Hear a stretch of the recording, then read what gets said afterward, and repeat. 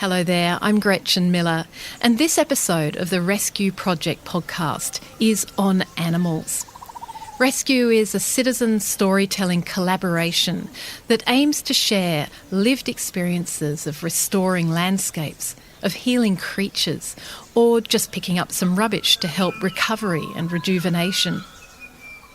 The stories dive deep into the psychological impacts of doing this work.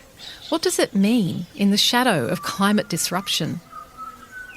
Rescue is a partnership with Landcare Australia, the University of New South Wales and me, and it's long been a passion of mine to bring voices that might otherwise remain unheard to the fore. I want to share people's acts of kindness towards the natural environment, personal experiences which are entirely unique, but also archetypal in that they reflect a human desire to connect with the world and take action for good. I hope they inspire you to take your own small actions or provide some encouragement when you're feeling doubt, but also to get you thinking strategically about larger democratic choices. In On Animals, 3 short stories capture deep interactions between humans and other creatures. We spend some time at a wombat rehabilitation centre. We hear about how a joey helped heal a family and a community after unimaginable loss. And we encounter a southern giant petrel. But first up, let's travel to the green and beautiful Kangaroo Valley in New South Wales, Australia. Here I was lucky to meet Lynn O'Byrne and her wombat charges in person. We recorded her story and then visited the care wombats, scratching and eating and snuffling about. I loved the way they do everything in short bursts, whether it's galloping like a miniature tank and then suddenly stopping, or gobbling grass. They crunch, crunch, crunch, and then they just stop. Lynn is constantly on the go, caring for her wombat friends, and as a result of her attention, there are quite often happy endings to their stories. And this is Mudsy's story. When wombats are very young and taken into care, they fight you, knowing life is different from being with their mum. Come on, girls. For around 2 weeks, they growl, attempt to bite, lunge and fight you all the way when trying to feed them. Come on, Ali. But after 2 weeks, it's like a switch. The fighting stops, they look straight into your eyes, and you can feel them scrutinising you. Then this look in their eyes that says, "Oh, so you're my mum now." Scarlett. And after this, they feed, snuggle up, and are so committed to you with their love, wanting to be with you at whatever cost. The transition of love is very visible. Can I give them a scratch? Yeah. These are lovely girls. They really are lovely. She's beautiful, soft, this one. Mudsy came into care on November the 24th, 2014. She had spent all night in her mother's pouch under a thick soup of clay. Her mother had been kicked in the head by a horse during the night and had attempted to return to her burrow, which was situated in the side of a dam on a property. The weather had been awful, and torrential rain had been constant for days, leaving a boggy clay soup leading up to her burrow. Weakened from her head injury, she frantically tried to get to the entrance, but kept slipping down into the clay. Finally digging herself under the mud, and exhausted, ceased to try. The following morning, the property owner found just her front half visible, and called Wildlife Rescue South Coast to rescue her. After assessing the wombat, she was pulled free from the thick clay, barely alive. It was sadly not possible for her to survive her head injury, and she was euthanized.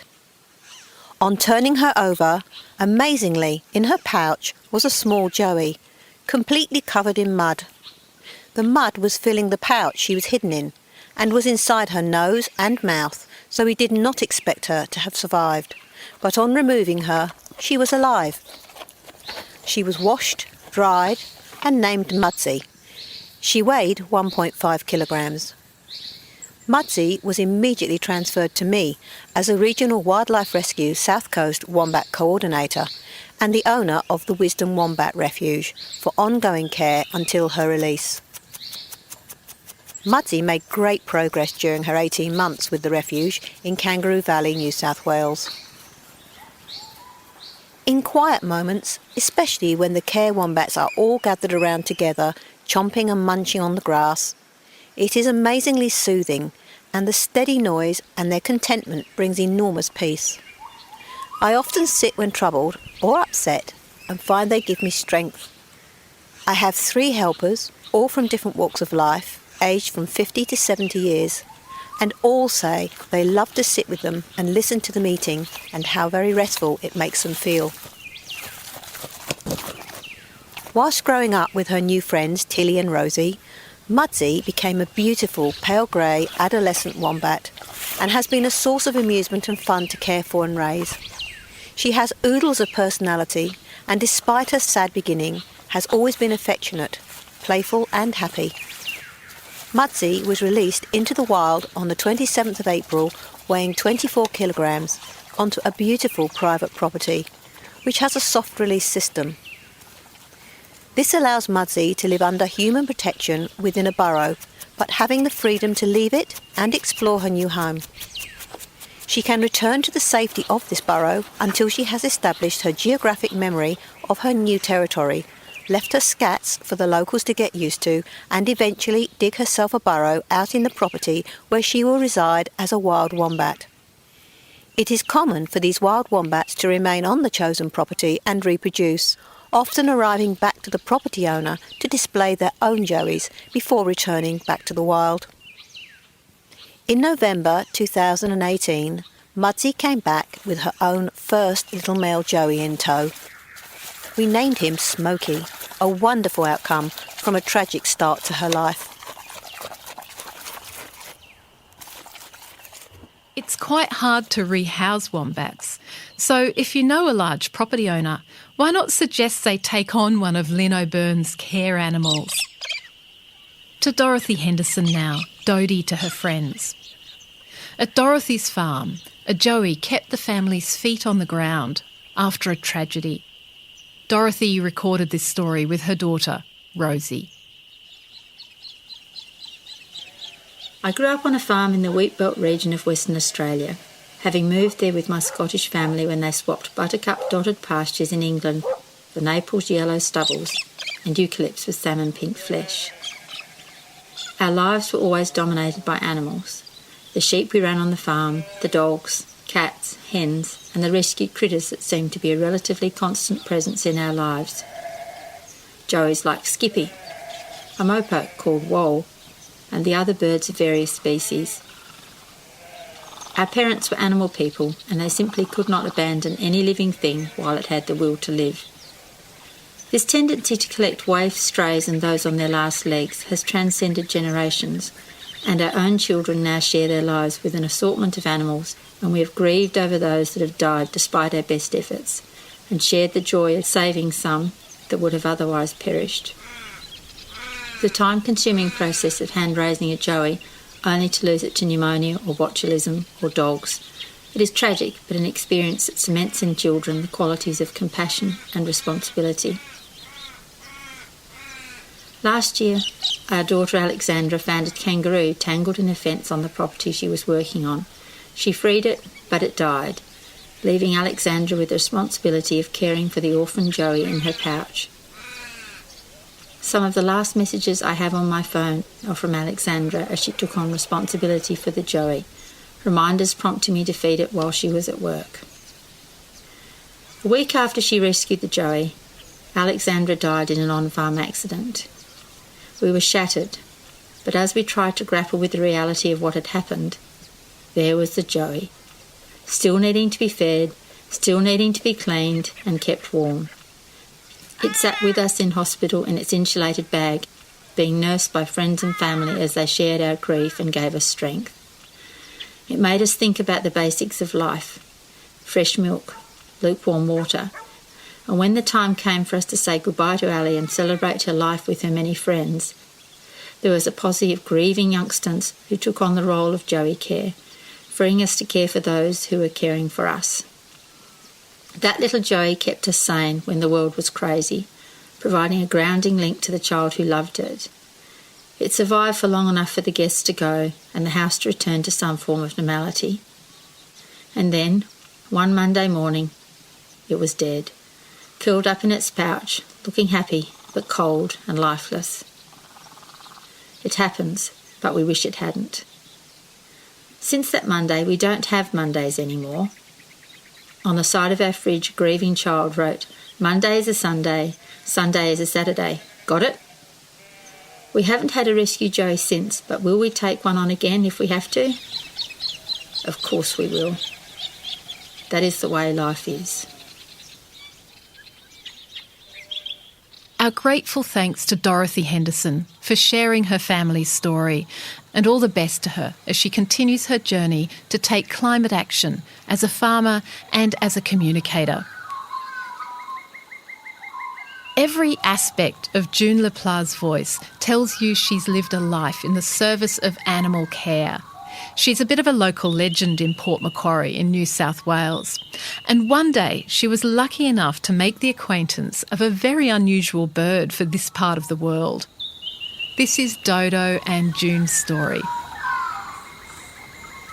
I've always looked after wildlife. My dad was a bushman, but before he went to war, he was a certified horticulturist. As a World War I veteran, when he came back, he looked for work, but it was hard to find.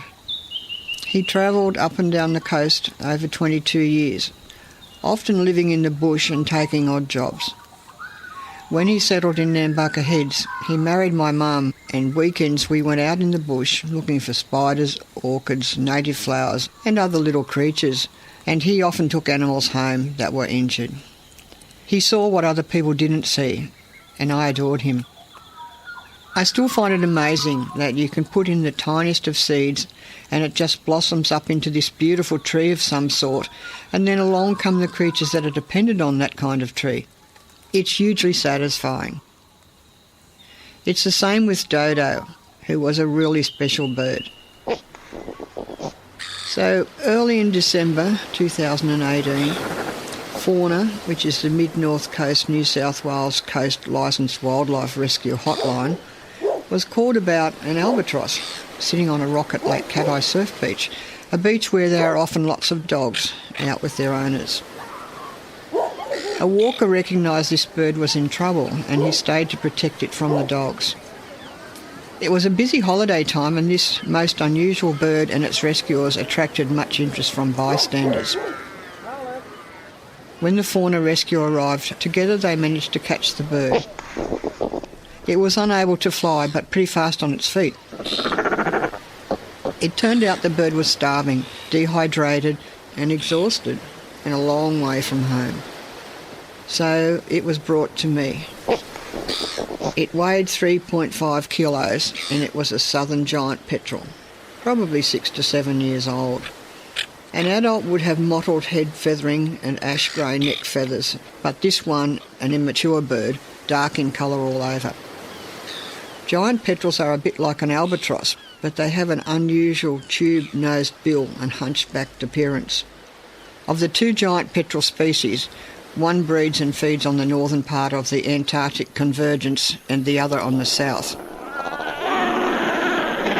We weren't sure if it was a male or female, but we thought of it as him. We called him Dodo, and he walked just like Donald Duck.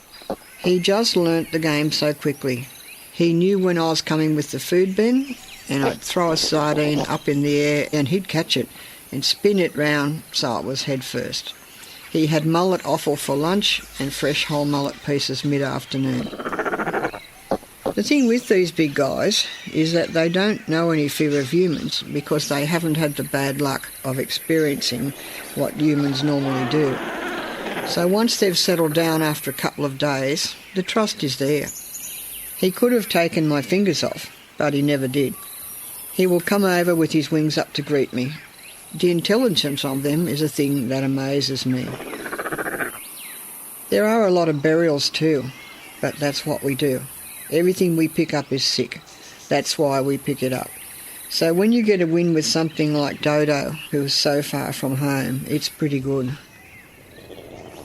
After a week, Dodo became verbal, flapping his wings. It was nearly time to go home to the oceans. The good folk at Fisheries New South Wales agreed to take Dodo out to sea on the 12th of December to the Cod Grounds Marine Park east of Laurelton, not far from where he was found needing help 10 days earlier.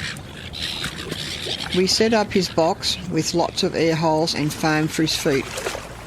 When they got there, he come to his door, had a look, went back into the box and ate all the sardines I'd packed for him.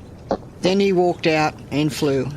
We really hope he continues his journey south back to the natural breeding and feeding grounds in the Antarctic. I won't forget Dodo. Making eye contact with him was just wonderful. It's just like when I plant some seeds and then a tree grows, and suddenly I get this burst of beautiful flowers. It's that same inner contentment that you can't buy and no one can give to you. Dad and I used to ride out on old push bikes, go bush as far as we could ride, and I used to look up at his crippled up body and what he could do with it. He'd learnt that's where peace is, and I have the same philosophy. That is where the peace is. Thanks to Fisheries New South Wales help and the Port Macquarie Fresh Seafoods who provided fresh mullet offal daily.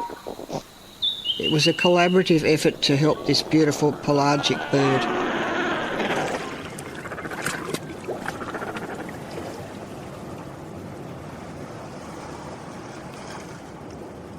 And June Laplat earned an Order of Australia for her care for the natural world. The Rescue Project is produced and presented by me, Gretchen Miller, with sound engineering by Judy Rapley. And special thanks to the University of New South Wales and Landcare Australia, and to all the storytellers who've taken part. And if you'd like to read more of these beautiful stories or have one to share yourself, go to landcareaustralia.com.au/rescue.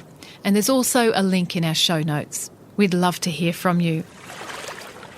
Check out our other episodes on home ground, on history, art and loving a tree, and on the Atherton Tablelands, where we take a longer look at what a remarkable community is doing. I'll see you next time.